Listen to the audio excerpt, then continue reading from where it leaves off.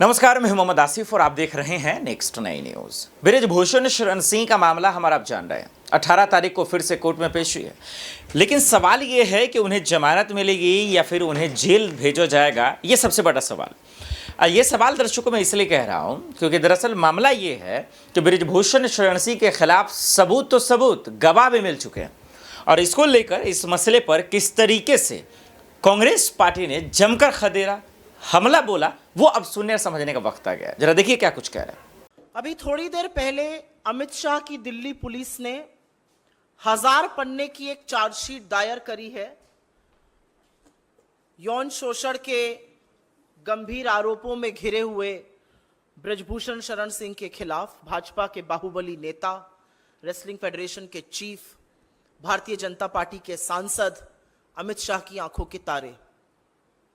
इस 1000 पन्ने की चार्जशीट में करीब 500 पन्ने में दिल्ली पुलिस ने बेशर्मी की हर हद पार करते हुए यह साबित किया है कि कैसे यह पॉक्सो का मामला नहीं है और पॉक्सो के मामले में अपनी एफआईआर का कैंसिलेशन कराया है और क्लीन चिट दी है बृजभूषण शरण सिंह को।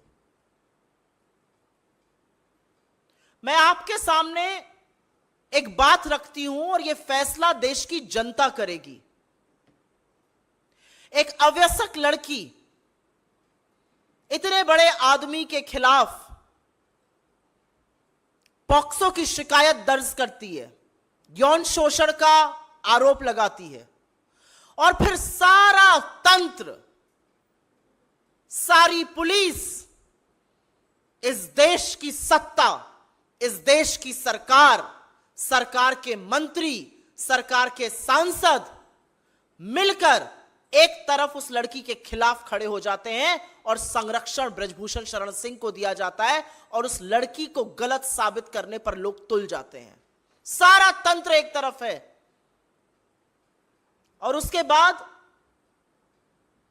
उसके पिता के हवाले से वो बयान वापस ले लिया जाता है।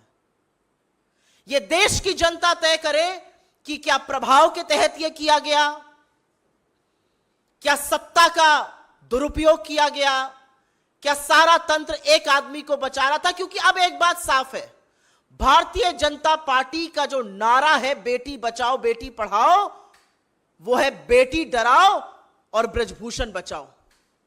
पूरी तरह से यह बात साफ तौर से अंकित हो चुकी है। मैं आपसे पूछना चाहती हूं, पॉक्सो का जब गंभीर आरोप किसी के खिलाफ लगता है तो तुरंत कार्रवाई की मांग होती है और वो कार्रवाई होती है तुरंत हिरासत में लिया जाए। 45 दिन तक बृजभूषण शरण सिंह से पूछताछ तक नहीं करती Delhi police. Delhi police FIR तब दर्ज करती है जब सुप्रीम कोर्ट हस्तक्षेप करता है। दिल्ली पुलिस हिरासत में नहीं लेती, पूछताछ नहीं करती। एक बाहुबली व्यक्ति है, इसको आजाद घूमने और छोड़ दिया जाता है कि ये जाए और किसी भी विटनेस को टैंपर करे, किसी भी विक्टिम को डराए। कोई पूछताछ नहीं है। ये मीडिया में इंटरव्यू देके मेडल को 15-15 रुपए का बताते हैं। ये मीडिया में इंटरव्यू देके गुड टच और बैड टच की बातें करते हैं। ये अपनी शक्ति का प्रदर्शन रैलियों में करते हैं, लेकिन दिल्ली पुलिस 45 दिन तक आरोपी से, और इतने गंभीर आरोपी से, पूछताछ नहीं करती। आपसे मैं पूछती हूं, एक अवयस्क लड़की एक तरफ और पूरा तंत्र एक तरफ, क्या वो लड़ सकती है? क्या वो अपनी व्यथा को बता सकती है? मैं आपसे पूछना चाहती हूं, आपके घर में भी बेटियां हैं, आपके घर में भी बहनें हैं, पूरा तंत्र जुटा हुआ था। आज चार्जशीट फाइल होती है, लेकिन खेलकूद के मंत्री ने तो पहले ही भविष्यवाणी कर दी थी कि 15 तारीख तक चार्जशीट फाइल हो जाएगी। क्यों? उनको कैसे पता था? यह चार्जशीट दिल्ली पुलिस ने लिखी है या इस चार्जशीट को लिखने का काम भाजपा के कार्यालय में किया गया है? और कौन है दूसरी तरफ? इस देश की वो बेटियां जिन्होंने आपका मान बढ़ाया, जिनके साथ फोटो खिंचाते वक्त थकते नहीं थे मोदी जी, जिनको अपने घर की महिला लड़कियां बताते थे। 50 दिन से ऊपर हो गया, एक शब्द इस देश के प्रधानमंत्री से नहीं फूटा। यह अलग बात है कि उन बेटियों का अपमान, उन बेटियों के चरित्र पर सवाल उठाने का काम भाजपा के लोगों ने, इनके इकोसिस्टम ने किया और मोदी जी चुप रहे और मोदी जी संरक्षण देते रहे। लेकिन यह पहली बार नहीं हुआ है और यह अंतिम बार भी नहीं होगा। भारतीय जनता पार्टी हर बार संरक्षण आरोपी को, बलात्कारी को, जो यौन शोषण करता है उसी को देती है। याद है ना कुलदीप सिंह सेंगर, याद है चिन्मयानंद, याद है लखीमपुर का चीरहरण, याद है आपको अंकिता उत्तराखंड की, याद है आपको हाथरस की गुड़िया। हर बार संरक्षण आरोपी को दिया जाता है, हर बार संरक्षण दरिंदे को दिया जाता है, हर बार बेटियों के खिलाफ खड़े होने का काम भारतीय जनता पार्टी, मोदी सरकार और खुद इस देश के प्रधानमंत्री नरेंद्र मोदी करते हैं। यह एक स्क्रिप्ट है, यह चिर परिचित अंदाज में हर बार संरक्षण आरोपी का होगा, बचाया आरोपी को जाएगा, झोंका भट्टी में देश की बेटियों को जाएगा। हम आशा करते हैं और हमें विश्वास है कि इस देश की न्यायपालिका, इस देश के कोर्ट इसका संज्ञान लेंगे। कैसे 164 का मजिस्ट्रेट के सामने हुआ बयान बदला गया, वो बदला उस दौर में गया जब आरोपी उन्मुक्त रूप से बाहर घूम रहा था। उसने क्या प्रभाव किसी पर डाला हमें नहीं पता है, लेकिन यह वही दिल्ली पुलिस है जिसने बिना वक्त गवाए, जिसने बिना वक्त जाया किए क्लीन चिट दे दी इस पूरे मामले में। तो फैसला अब इस देश को करना है, फैसला न्यायपालिका को करना है और हम आशा करते हैं, हमें विश्वास है कि कानून में, इस देश के न्यायालयों में अभी न्याय जिंदा है और इन बेटियों को और खासतौर से उस अवैसक बेटी को जरूर न्याय मिलेगा। लेकिन सरकार से हर तरह की उम्मीद इस देश की बेटियां छोड़ दें, क्योंकि अगर सरकार के किसी नुमाइंदे के खिलाफ आप खड़े हैं तो आपके खिलाफ पूरी सरकार, पूरा तंत्र, निरंकुश पुलिस, इस देश की एजेंसियां, इस देश के सांसद, इस देश के मंत्री और इस देश का प्रधानमंत्री खड़ा मिलेगा आपको। अगर आपके इस पर कुछ सवाल हो तो हम जरूर उसको लेना चाहेंगे। I will actually briefly make a statement in English on this. Just a little while back, the Delhi police has filed a 1,000 pages charge sheet against Brijbhushan Sharan Singh. Over 500 pages of that charge sheet are dedicated to how a clean chit has been given to him, and the whole case under POCSO has been withdrawn. The law of POCSO says that the moment a case is filed, the perpetrator, the supposed perpetrator of that crime, has to be arrested because he should not tamper witnesses, he should not intimidate victims.